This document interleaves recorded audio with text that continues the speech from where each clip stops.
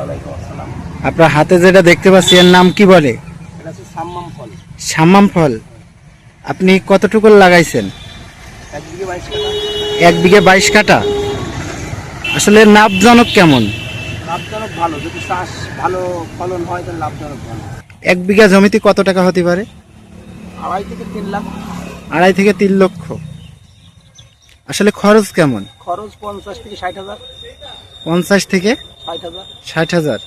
আসলে এই রক মিলন ফলের বীজ যদি নিতে হয় তো কোথা থেকে সংগ্রহ করতে হবে? এই রকমিলনের বীজ নিতে হলে সংগ্রহ করতে হবে সুটিয়া গ্রাম হাবিবুর ইসলাম হাবিব। সুটিয়া গ্রাম হাবিবুর ইসলাম হাবিব। হাবিবুর ইসলাম হাবিব। হাবিব।